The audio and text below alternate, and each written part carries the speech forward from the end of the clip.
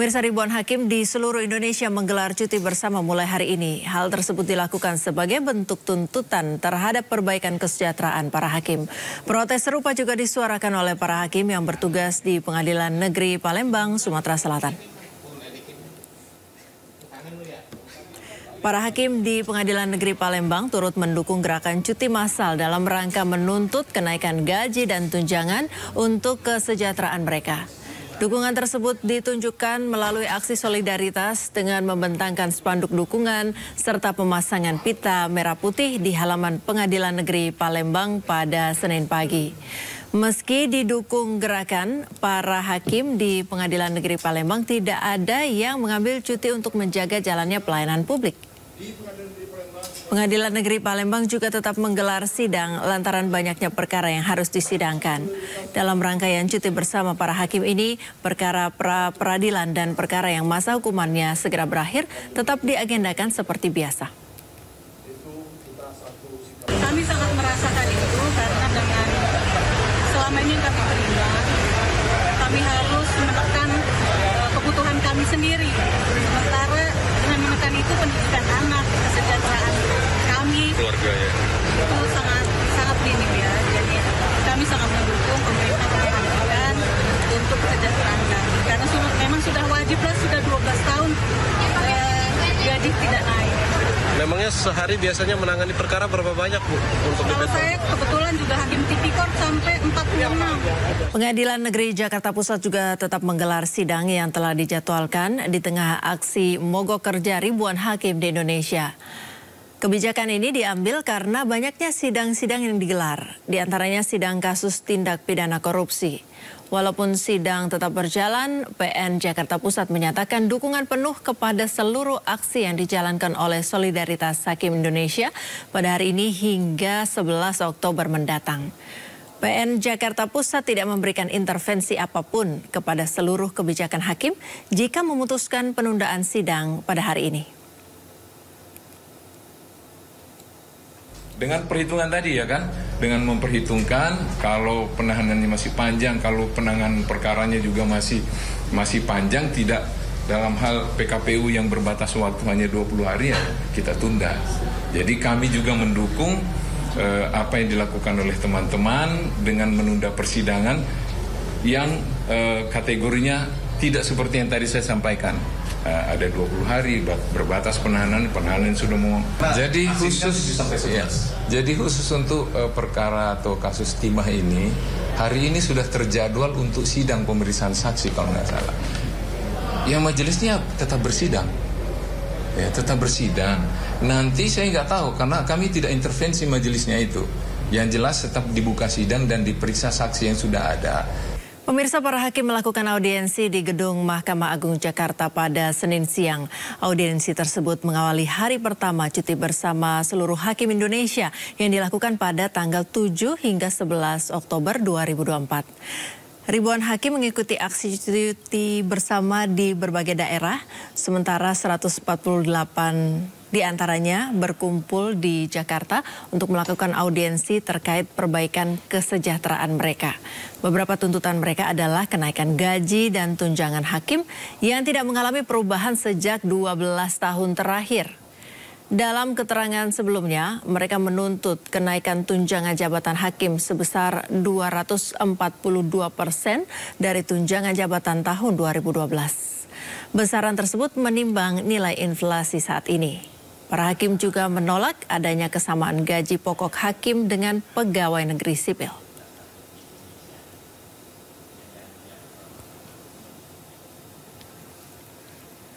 Dalam audiensi tersebut, Wakil Ketua Mahkamah Agung Soeharto menekankan bahwa para hakim tidak melakukan mogok massal, melainkan mengambil hak cuti secara bersamaan. Soeharto juga memastikan para hakim tersebut tidak meninggalkan tanggung jawabnya.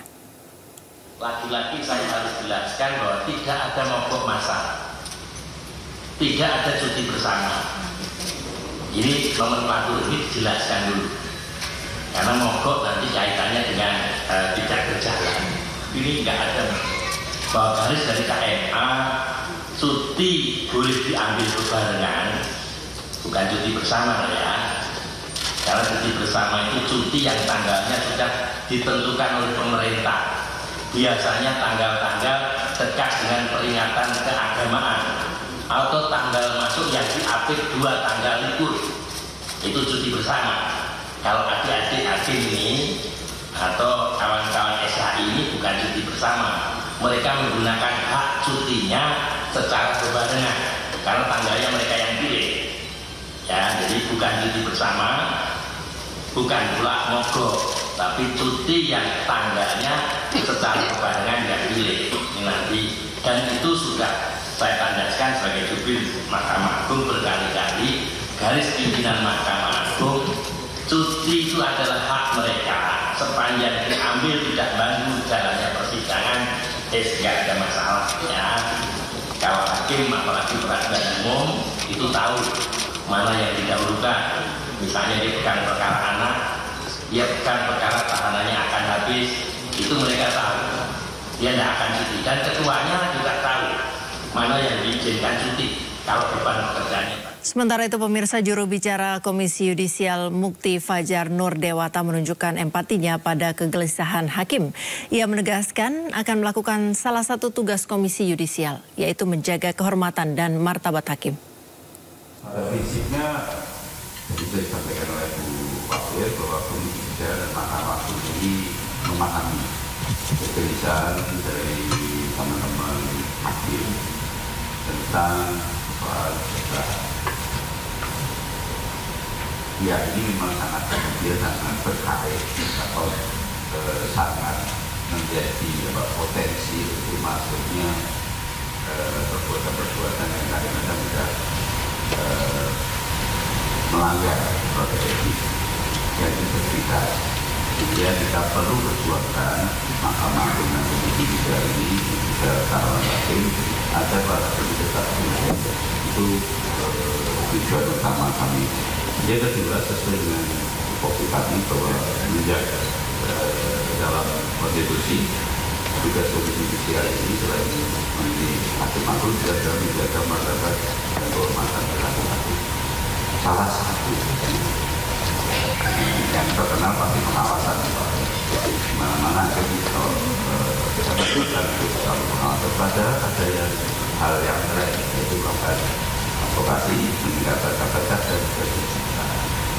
Dan KAI juga sudah bekerja lah. Jadi mohon dipahami untuk teman-teman hakim yang mungkin belum bertemu atau apa, tapi selama era kami ini kami sudah kunjungan kepada kami kita untuk menemui hakim. Kami melihat langsung bagaimana fasilitas perumahan, misalnya bagaimana ada perumahan yang ada di pojok kota yang tidak terjaga oleh keamanan, dan kemudian banyak lagi keluar dari teman-teman yang ditugaskan di tempat yang terubah dan sebagainya. Ini tentunya menjadi concern sekali bagi KAI dan MLA untuk berkomitmen mengawal proses peningkatan kesejahteraan hakim. Ketua Umum Ikatan Hakim Indonesia atau IKHI Yasardin menyebutkan bahwa perjuangan untuk meningkatkan kesejahteraan hakim telah dilakukan sejak tahun 2018 silam. Tim untuk mengawal perbaikan kesejahteraan hakim juga telah dibentuk. IKHI untuk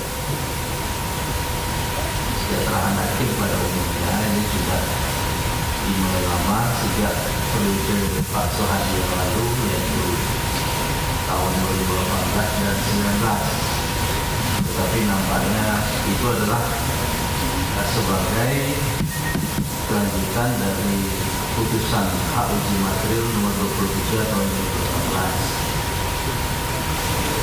Dan ini merupakan amanat Munas IKHI pada tahun 2022 di Bandung. Jadi pada Munas itu diamanatkan kepada kami pengurus 2022-2025 untuk kembali memperjuangkan tentang kesejahteraan hakim.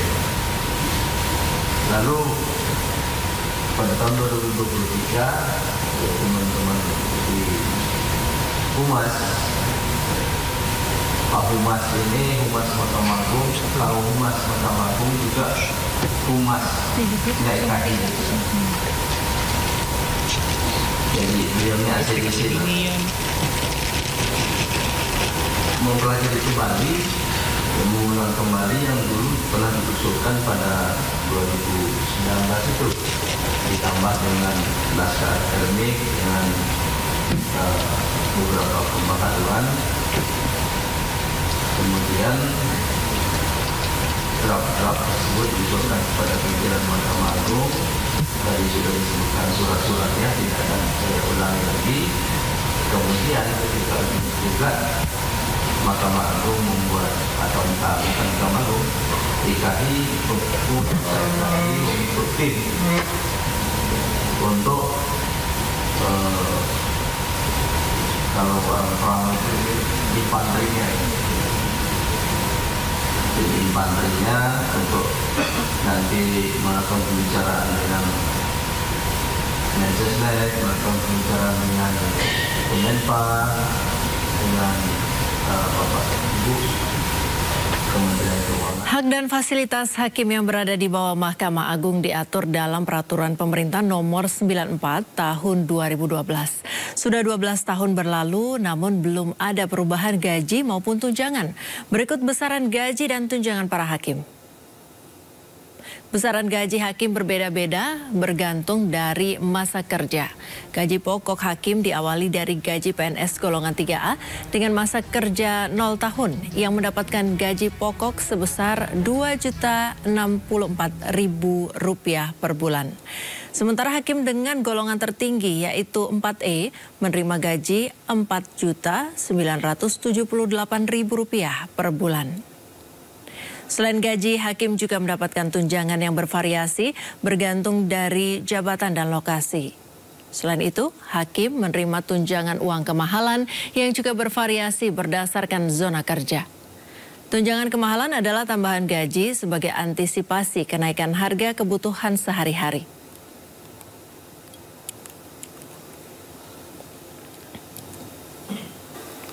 Pemirsa, situasi keamanan di Lebanon yang kian memburuk membuat pemerintah Indonesia mengevakuasi puluhan WNI kembali ke tanah air. Hari ini sebanyak 40 warga negara Indonesia dan 1 warga negara asing tiba di Bandara Internasional Soekarno-Hatta, Tangerang, Banten. Sebanyak 40 warga negara Indonesia dan 1 warga negara asing berhasil dievakuasi dari Lebanon ke tanah air.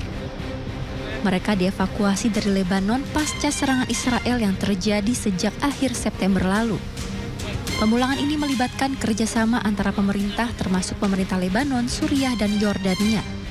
Kedatangan para WNI yang dibagi menjadi 2 gelombang disambut oleh perwakilan Kementerian Luar Negeri.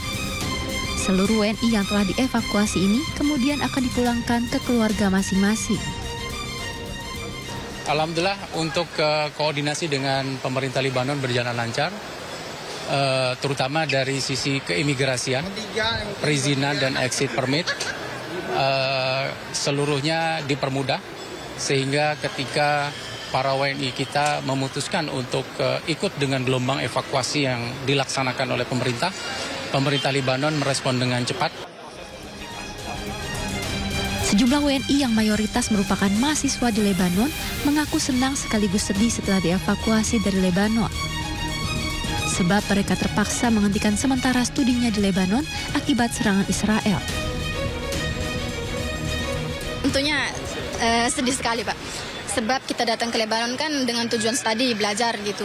Dengan masa 5 tahun atau 4 tahun tergantung.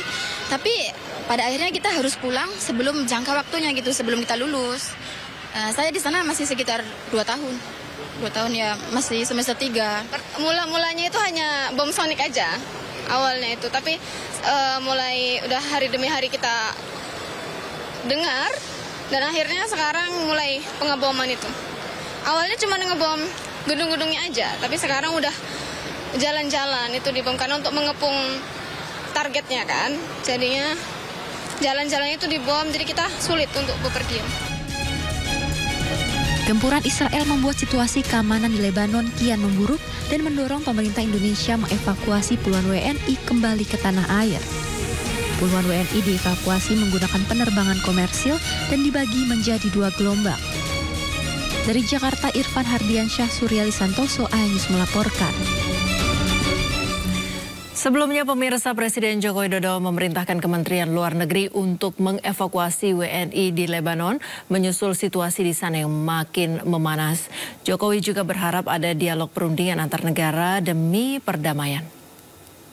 Kalau semua negara melakukan pendekatan lunak, melalui dialog, melalui bertemu, melalui komunikasi yang baik, saya kira peristiwa di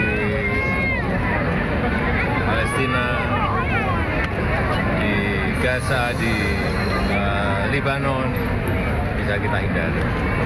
Saya kira memang dialog adalah jalan satu-satunya untuk menyelesaikan konflik yang ada di Gaza, di Lebanon, Israel dengan Palestina, Israel dengan Hizbullah, Iran dengan Israel. Saya kira harus diselesaikan di meja perundingan dan semua harus menahan diri untuk tidak memperbesar eskalasi yang ada. Ya. Evakuasi WNI yang jemput selanjutnya bagaimana, Pak? Menlu sudah melakukannya melalui pendekatan. Untuk mengetahui informasi terkini terkait kepulangan sejumlah warga negara Indonesia dari Lebanon, kami sudah terhubung dengan rekan Syahreza Zanski yang berada di Bandara Internasional Soekarno-Hatta, Tangerang, Banten. Syahreza, selamat sore. Apakah seluruh WNI sudah tiba di bandara?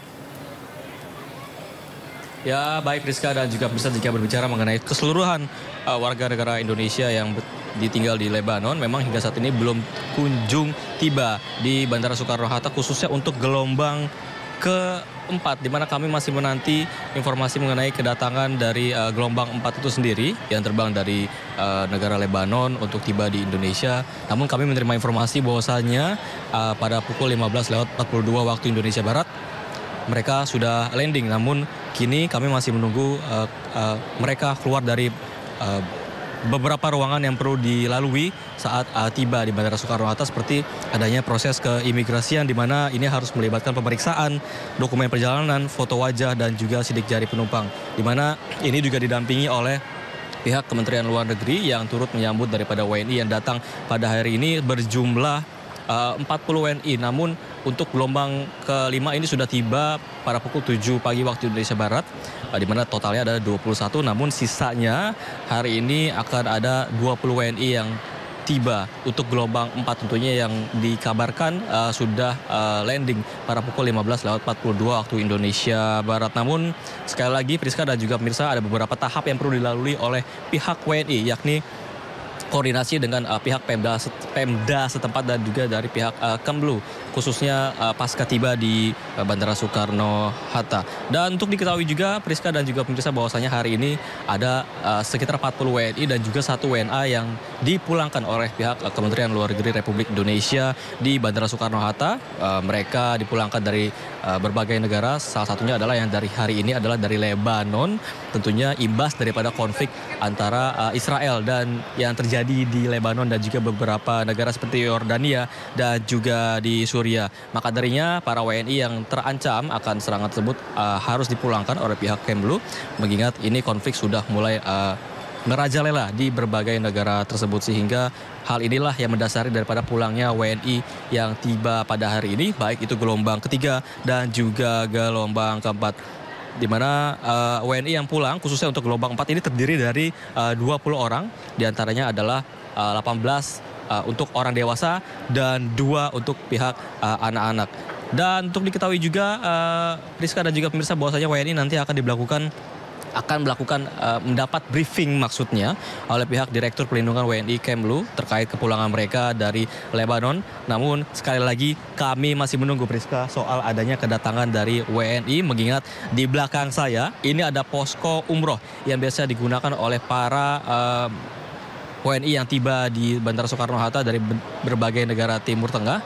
Namun kami masih menunggu informasinya apakah nanti WNI melakukan pemeriksaan spesifik terkait mungkin cek kesehatan ataupun dan cek lain sebagainya, mengingat mereka datang dari daerah yang berkonflik dan ini menimbulkan beberapa efek seperti gejala sakit baik fisik dan juga psikis. Namun kami masih menunggu informasinya terkait kondisi para WNI yang pulang pada hari ini.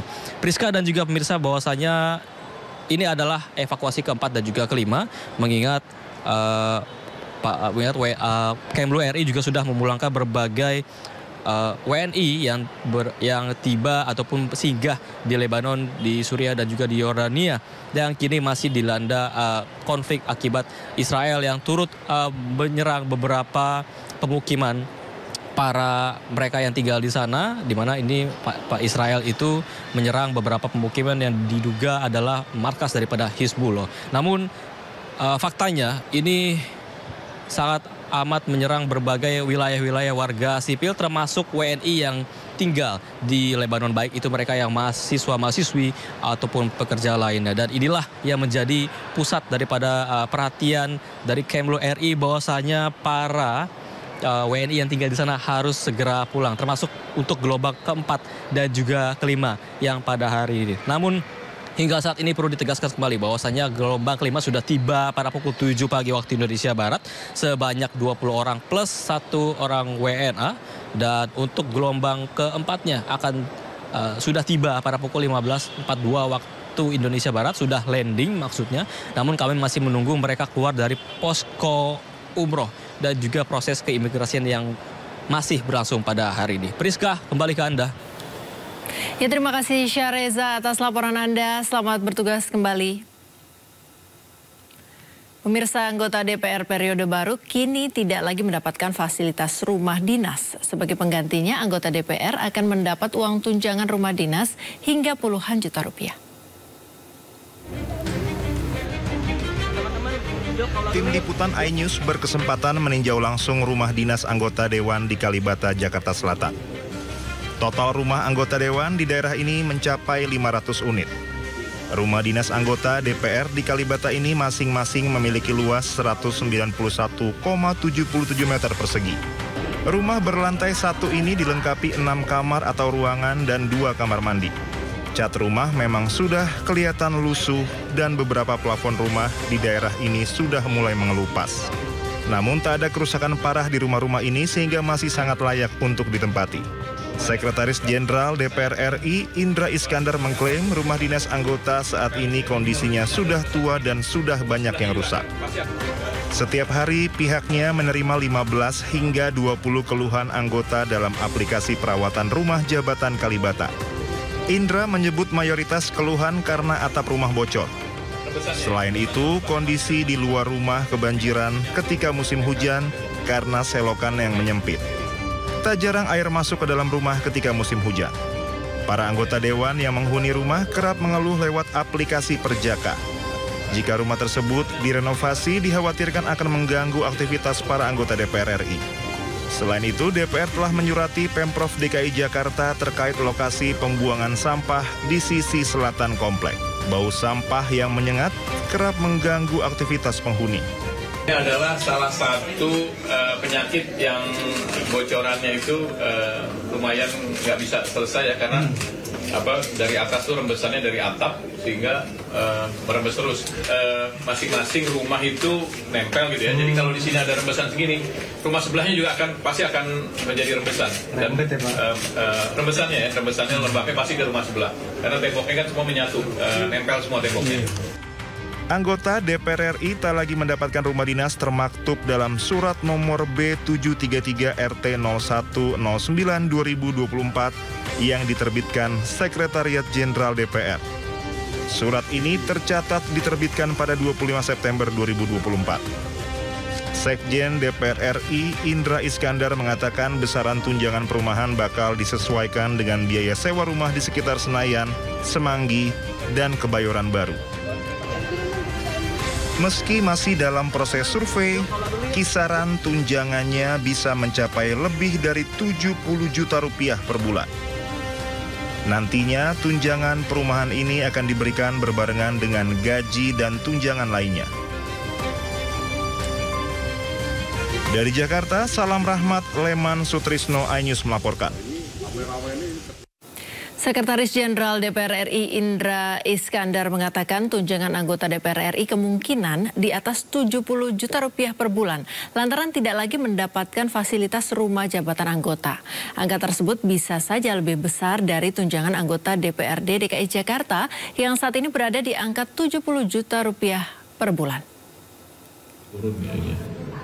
Dan berkaitan besaran tadi sudah saya jelaskan.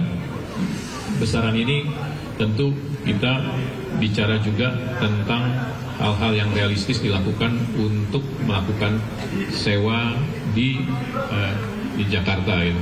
Pasti berbeda dengan kalau misalnya teman-teman mendengar di DPRD provinsi atau kabupaten kota uang perumahannya 40 juta, 50 juta gitu ya.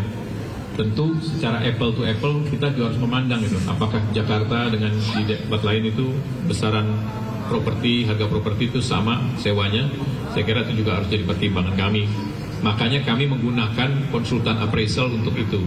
Dasar itulah yang nanti menjadikan kami untuk melakukan finalisasi yang akan kami laporkan kepada alat kelengkapan Dewan yang namanya BURT setelah nanti terbentuk. Saya kira itu ya. Berapa gaji dan tunjangan anggota DPR yang baru? Berikut informasinya.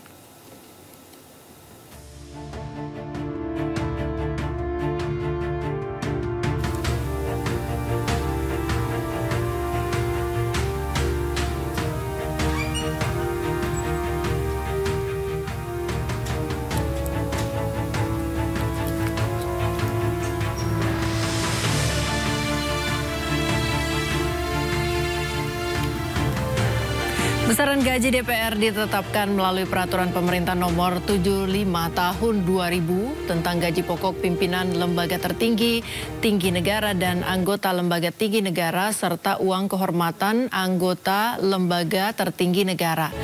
Dalam aturan tersebut ditetapkan besaran gaji pokok untuk Ketua DPR adalah Rp5.040.000 per bulan. Kemudian untuk Wakil Ketua DPR sebesar Rp4.620.000 per bulan. Dan untuk gaji pokok bagi anggota DPR Rp4.200.000 dalam 1 bulan.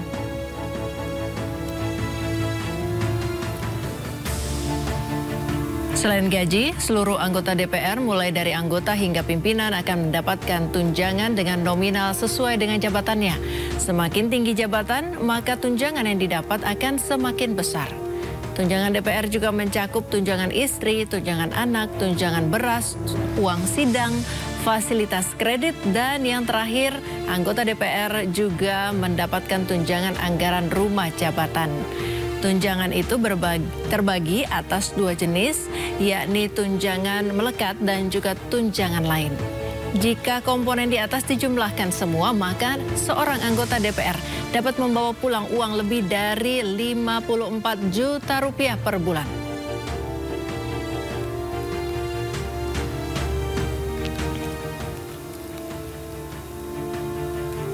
Gaji dan tunjangan di atas belum ditambah dengan biaya perjalanan dengan besaran sebagai berikut.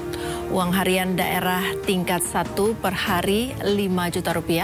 Uang harian daerah tingkat 2 per hari Rp4 juta. Uang representasi daerah tingkat 1 per hari Rp4 juta. Uang representasi daerah tingkat 2 per hari Rp3 juta.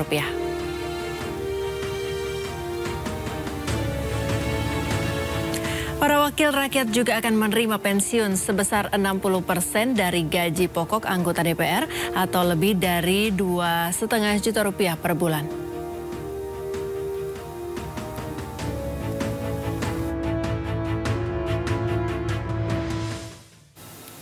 Pemirsa, selama pemerintahan Presiden Joko Widodo, catatan produk domestik bruto atau PDB Indonesia tercatat mengalami pertumbuhan yang signifikan, di mana data tahun 2014 dengan tahun 2023 terlihat bahwa PDB Indonesia mengalami peningkatan yang sehat.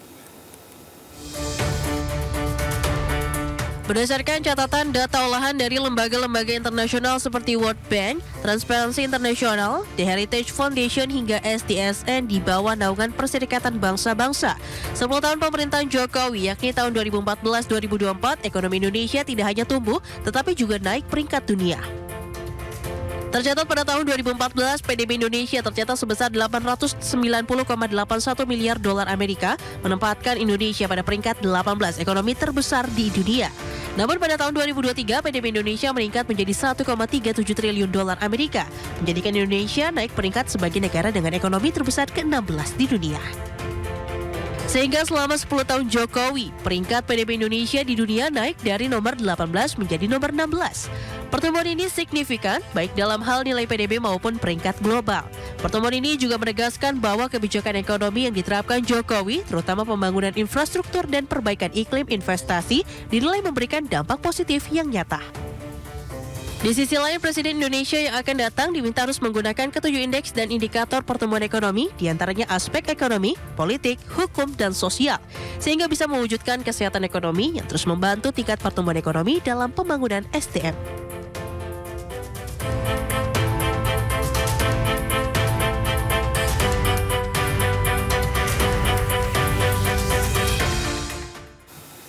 Di sisi lain, pemirsa, cadangan devisa Indonesia berada di posisi 149,9 miliar dolar Amerika Serikat pada September 2024. Cadangan devisa ini tercatat lebih rendah dibandingkan bulan sebelumnya yang berada di posisi 150,2 miliar dolar Amerika. Bank Indonesia mencatat posisi cadangan devisa pada bulan September 2024 mencapai 149,9 miliar dolar Amerika Serikat. Cadangan devisa ini tercatat lebih rendah atau menurun dibanding CADEV Agustus 2024 yang berdasarkan catatan Bank Indonesia berada di posisi 150,2 miliar dolar Amerika. Penurunan cadangan devisa September 2024 tersebut antara lain dipengaruhi oleh pembayaran utang luar negeri pemerintah. Bank Indonesia menilai cadangan devisa tersebut mampu mendukung ketahanan sektor eksternal serta menjaga stabilitas makroekonomi dan sistem keuangan. Direktur Eksekutif Departemen Komunikasi Bank Indonesia Ramdan Deni Prakoso menegaskan ke depan Bank Indonesia memandang cadangan devisa tetap memadai sehingga mendukung ketahanan sektor eksternal. Di mana posisi cadangan devisa pada akhir September 2024 setara dengan pembiayaan 6,6 bulan impor atau 6,4 bulan impor dan pembayaran utang luar negeri pemerintah serta berada di atas standar kecukupan internasional sekitar 3 bulan impor. Bank Indonesia menegaskan hingga saat ini prospek kinerja ekspor tetap positif dan neraca transaksi modal dan finansial tetap mencatatkan surplus. Hal ini sejalan dengan persepsi positif investor terhadap prospek perekonomian nasional dan imbal hasil investasi yang menarik. Di mana sektor investasi ini mendukung terjaga ketahanan eksternal untuk mendorong pertumbuhan ekonomi yang berkelanjutan.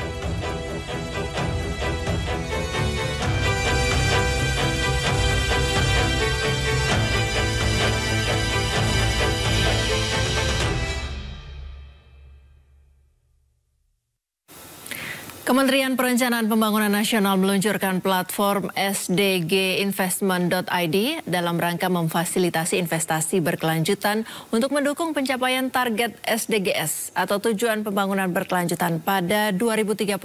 Indonesia membutuhkan 6 tahun lagi memenuhi komitmen global untuk mencapai target-target SDGs pada 2030. Hingga kini pencapaian Indonesia sebesar 62% dari 224 indikator.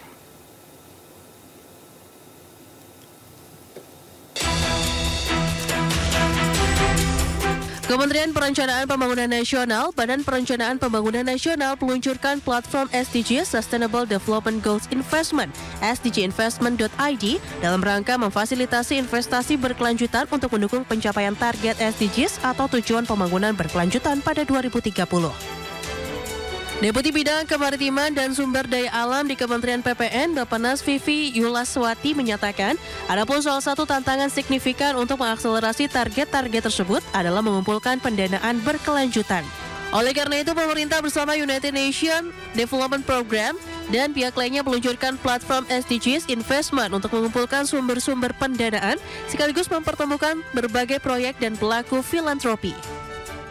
Platform ini merupakan kerjasama Bappenas, UNDP, tentunya didukung banyak pihak, bertujuan untuk memfasilitasi investasi berkelanjutan yang fokusnya untuk proyek-proyek pencapaian SDG di Indonesia. Kayak gampang gitu ya ngomongnya, tetapi sumpah susah gitu.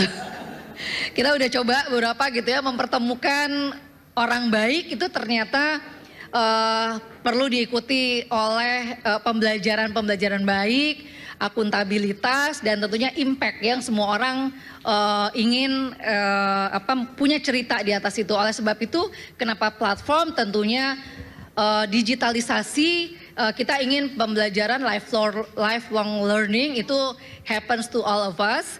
Tentunya SDG Investment ID ini merupakan platform bukan hanya untuk mempertemukan berbagai proyek dan juga filantropis dan juga sumber-sumber pendanaan lainnya, tetapi tentunya ajang kita semua belajar untuk bagaimana menghasilkan impact, dan pada akhirnya kita Indonesia bisa mencapai target-target SDG tepat waktu.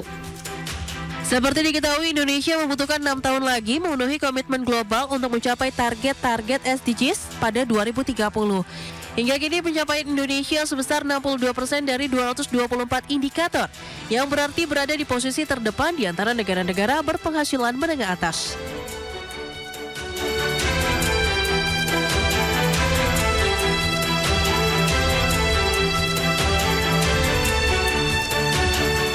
Perang di Timur Tengah yang melibatkan Israel di Gaza telah melewati 1 tahun dan memakan korban hingga puluhan ribu warga Palestina dan Israel.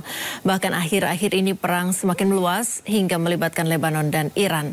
Lantas akankah perdamaian tercipta atau justru akan muncul peperangan dalam skala besar yang lebih besar? Kita akan membahasnya bersama pengamat Timur Tengah dari Universitas Indonesia Yon Mahmudi dan relawan kemanusiaan di Gaza Fikri Rofiul. Selamat sore. Selamat sore Pak Yon, selamat sore Pak Fikri. Selamat sore Mbak Priska.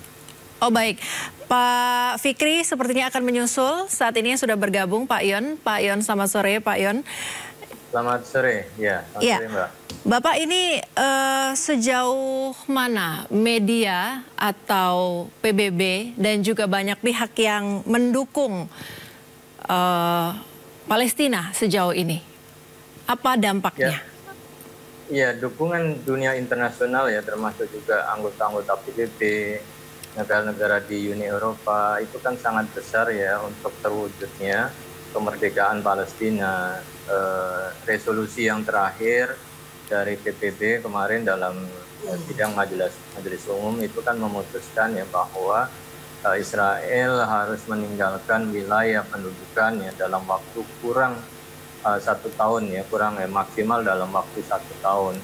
Artinya apa? Artinya bahwa pendudukan itu harus dihentikan karena itu yang menjadi sumber peperangan dan itu yang menjadi sumber tragedi yang dialami oleh rakyat Palestina. Maka dengan adanya keputusan juga dari Mahkamah Internasional sebelumnya ya yang mengatakan bahwa pendudukan Israel itu adalah ilegal, maka ini mendukung bahwa ya mereka harus meninggalkan wilayah pendudukan dan menuju pada proses perdamaian untuk two-state solution, yang artinya ya Israel harus memberikan ruang kepada rakyat Palestina untuk mendapatkan kemerdekaannya sebagai negara yang berdaulat penuh. Saya kira ya ini ya yang diharapkan oleh dunia pada umumnya.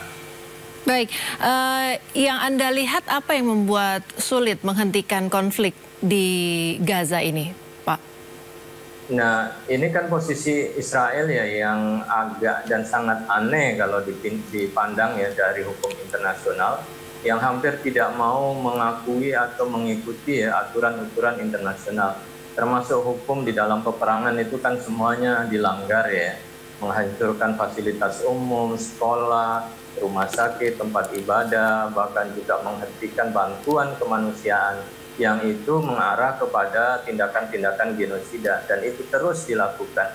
Nah, Amerika memiliki sikap impunitas ya, merasa seperti kebal terhadap hukum internasional ya, karena merasa di belakangnya ada yang mendukung, dan selama ini yang memberikan dukungan adalah Amerika. Nah, selama Amerika masih memberikan dukungan, negara-negara lain masih menjual persenjataan kepada Israel, sementara senjata itu digunakan untuk membunuh sipil, ya akan selamanya bahwa Israel masih merasa kuat dan ya, bisa melakukan apa saja. Nah, kalau ini dihentikan pengiriman senjata, bantuan, maka ya saya kira Israel ya berpikir ulang untuk melanjutkan perang. Tapi kalau masih ada sinyal dukungan, nah ini yang potensi Israel masih terus-menerus ya secara membabi buta melakukan serangan-serangan di Gaza, termasuk juga saya kira ke negara-negara tetangga ya yang dianggap sebagai musuh Israel. Baik, kalau Anda melihat bagaimana peran PBB sejauh ini dalam menghentikan genosida di Gaza? Secara umum kan PBB sudah konsisten ya untuk menjalankan tugasnya. Sidang Keamanan Dewan Keamanan PBB juga sudah membuat keputusan guna melakukan gencatan senjata, tetapi kan itu tidak diindahkan. Bahkan Amerika sendiri kemudian sikapnya yang abstain, tapi kemudian dalam satu sisi memberikan pernyataan bahwa keputusan Dewan Keamanan PBB itu tidak mengikat. Ini kan hal yang aneh yang selama ini semua keputusan berkaitan dengan intervensi militer atau intervensi ke negara lain yang itu bersifat legal itu kan selalu dipayungi oleh keputusan Dewan Keamanan PBB.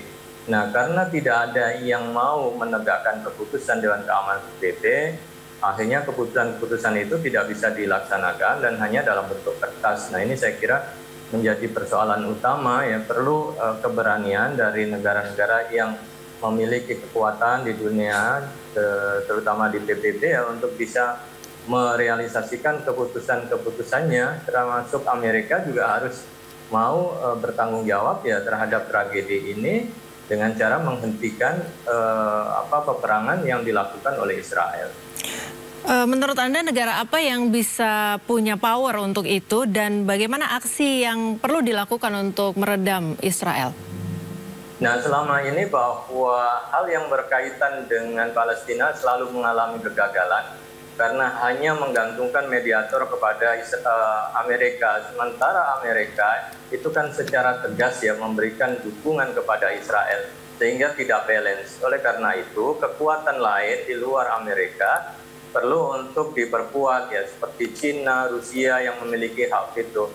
Nah, beruntung ketika Cina mulai aktif ya di dalam mengawal persoalan konflik Israel-Palestina dan ya mendukung adanya sebuah resolusi ya guna penyelesaian konflik yang berkepanjangan yang memberikan hak kepada Palestina guna mendapatkan kemerdekaan. Jadi negara-negara selain Amerika, Cina, Rusia saya kira ya harus memainkan perannya sebagai penyeimbang sehingga Palestina tidak dalam posisi yang selalu dirugikan di dalam perundingan-perundingan. Pak Yon, ini sejauh 1 tahun terakhir sudah banyak gerakan boikot dari seluruh dunia untuk mendukung Palestina. Sejauh ini dampaknya seperti apa Anda melihatnya?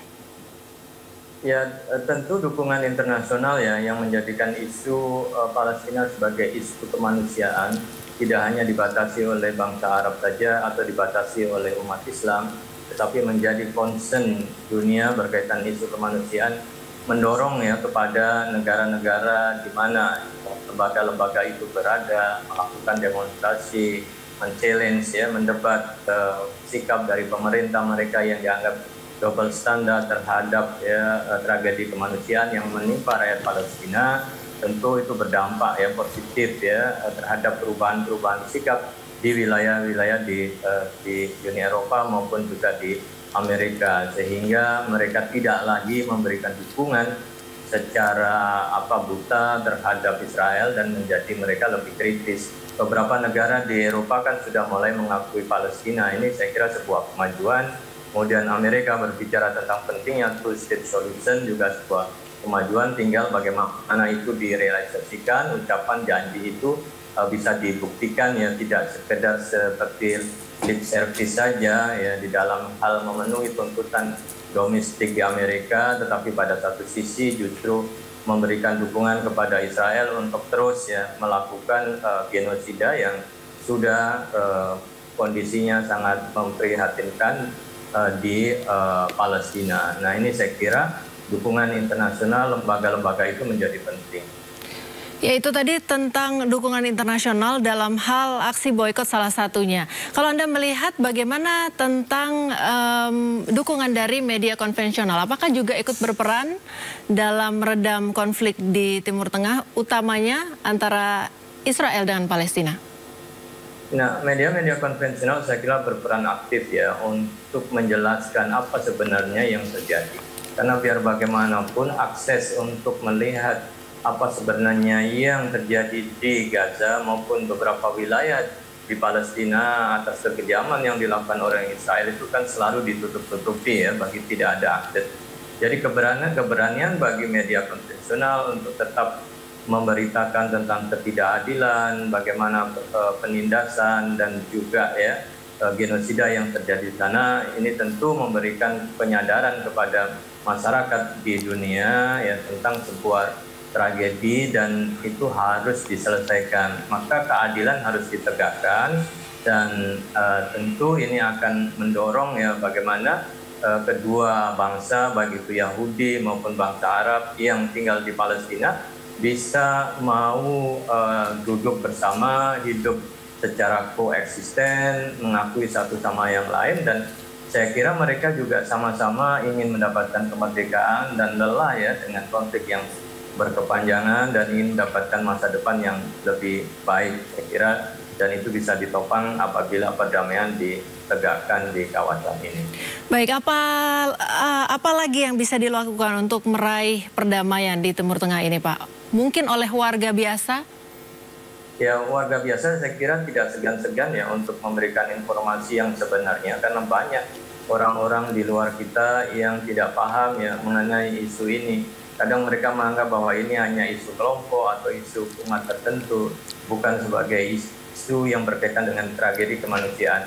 Karena biar bagaimanapun di Indonesia kita memiliki konstitusi yang secara tegas memberikan amanah kepada kita bahwa sesungguhnya kemerdekaan itu ialah hak segala bangsa. Dan tentu kita punya kewajiban ya untuk memfasilitasi, memberikan dukungan kepada saudara-saudara kita dari negara-negara lain yang hidupnya tertindas dan ingin mendapatkan kemerdekaan.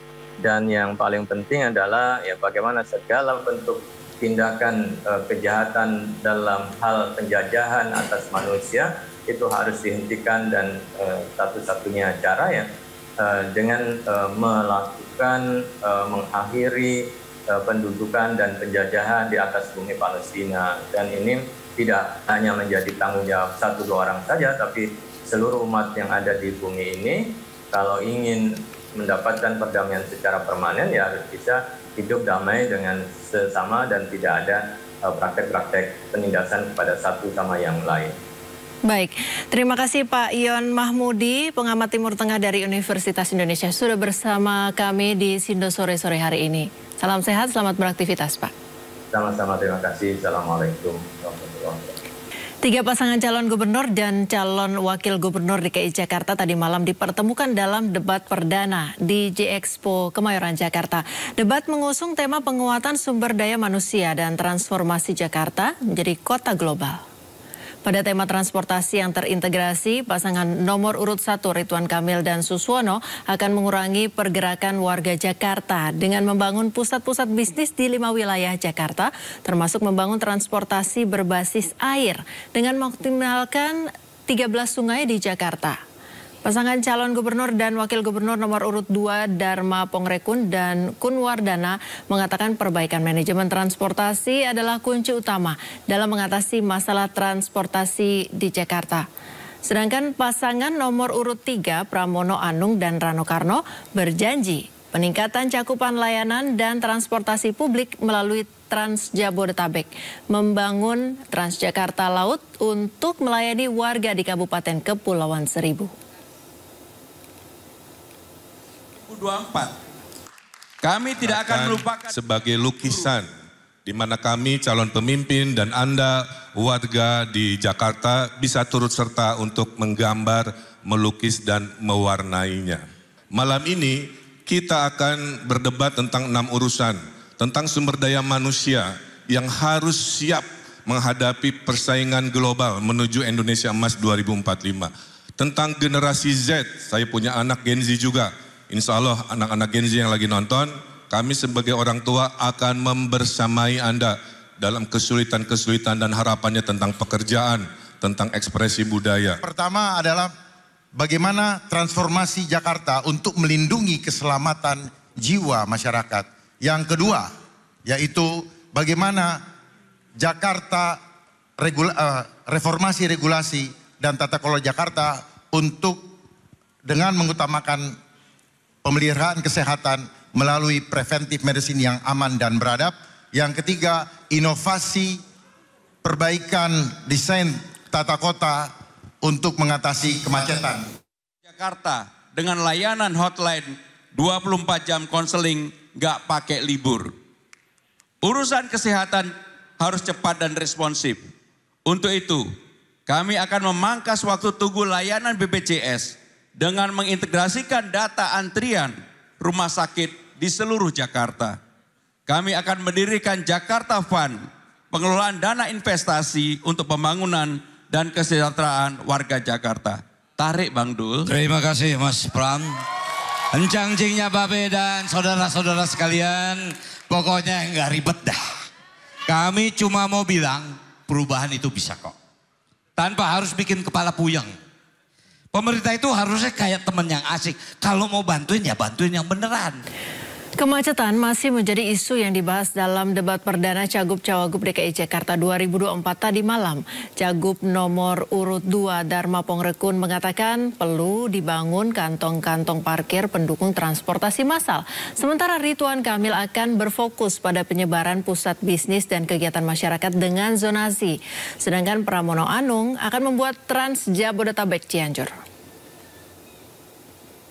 Dan mobilitas merupakan kelemahan terbesar Jakarta untuk menjadi kota global. Pertanyaan, bagaimana program strategis dalam 5 tahun kepemimpinan Anda untuk mengatasi kemacetan di Jakarta?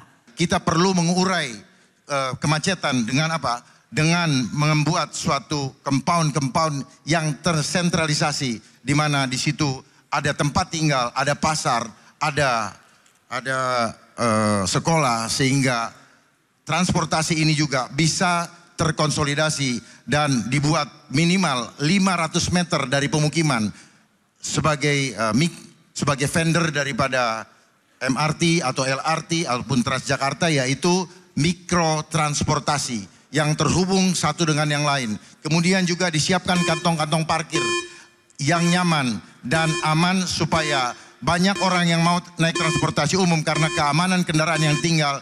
Mengatasi macet ada 2 ideologi. Ideologi memfasilitasi pergerakan MRT, LRT, Transjakarta, busway, bikeway dan lain sebagainya. Kita mungkin akan coba berinovasi membuat riverway atau perahu melintasi 13 sungai di Jakarta. Kemudian juga perluasan yang namanya flyover masih dibutuhkan secara reality. Ya. Nah, ideologi kedua yang pasangan Ridho akan kembangkan selama 5 tahun adalah mengurangi pergerakan. Membangun pusat-pusat pertumbuhan, CBD di Ancol, di PIK, di Meruya, di Kelapa Gading, di TB Simatupang. Sehingga orang selatan tinggalnya di selatan, tidak usah ke pusat, kerja di selatan, nge-mall di selatan. Orang di barat, tinggal di barat, kerja di barat, nge-mallnya di barat, tidak harus semua ke pusat. Kemudian kita pergilirkan yang namanya work from home. Jakarta tidak cukup untuk mengatasi, menyelesaikan persoalan macet di Jakarta. Aglomerasi telah ada, maka yang harus dilakukan adalah Trans Jabodetabek.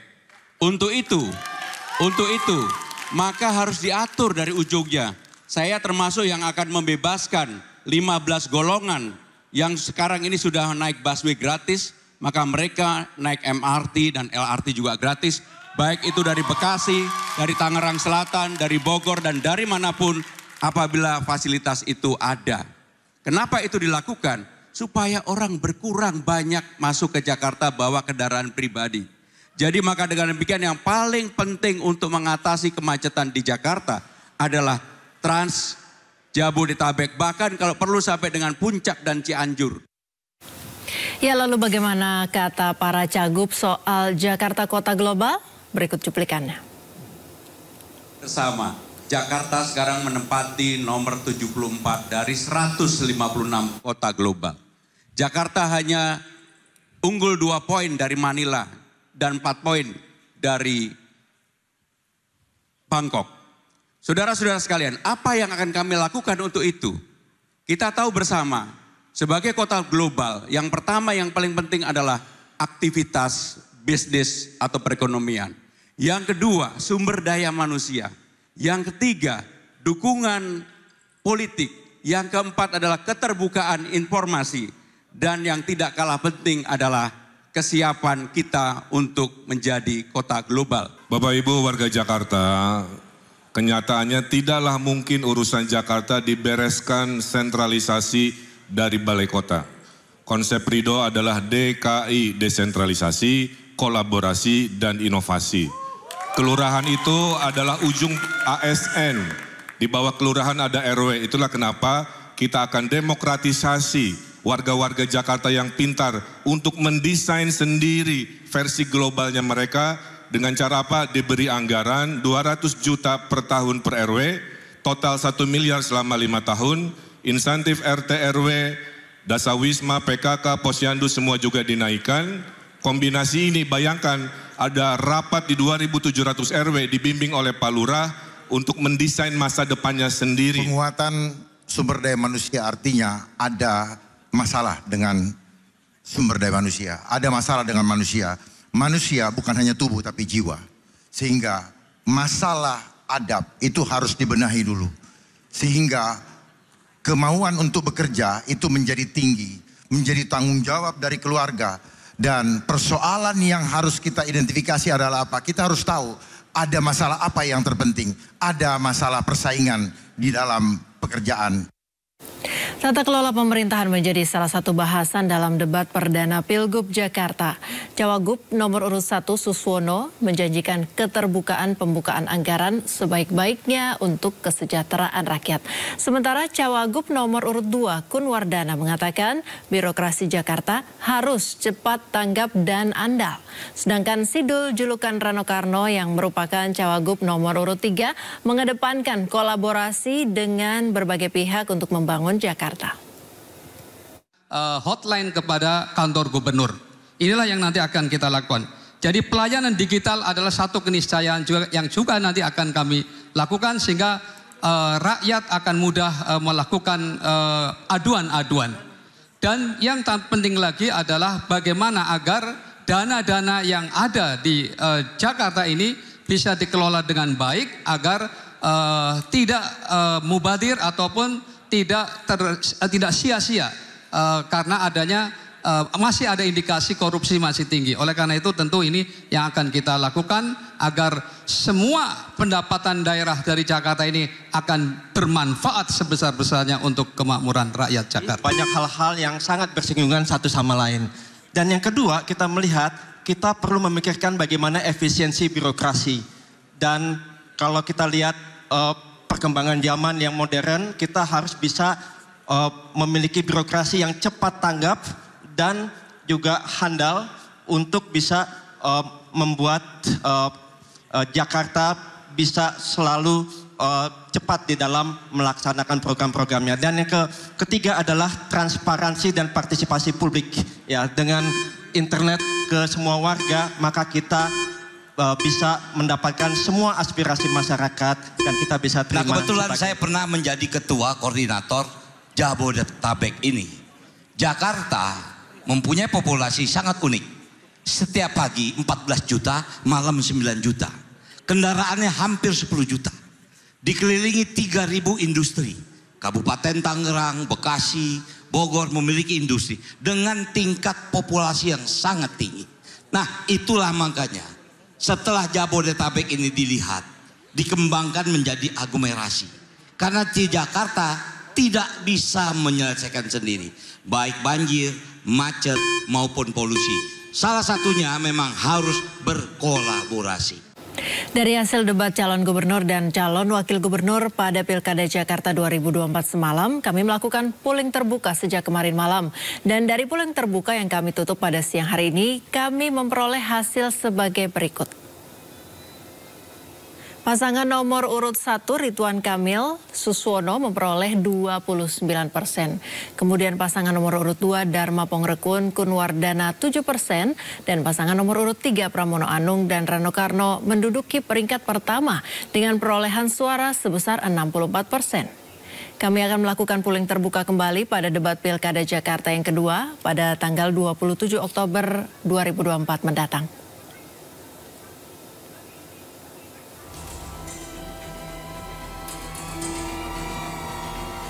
Pasangan Cagup dan Cawagup Jawa Timur nomor urut 2 Khofifah Indar Parawansa Emil Dardak meraup dukungan kiai dan santri di wilayah Matraman. Dukungan ini diberikan dalam rapat konsolidasi JKSN di Madiun Minggu malam.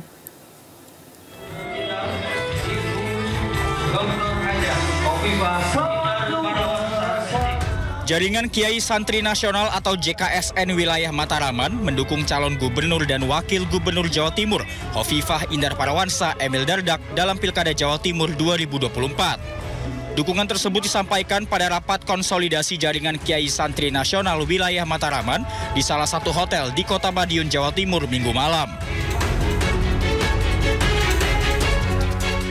Rapat koordinasi yang dihadiri langsung oleh calon gubernur nomor urut 2, Khofifah Indar Parawansa ini merupakan salah satu langkah JKSN untuk pemenangan yang signifikan bagi pasangan Khofifah Emil di Pilkada Jatim.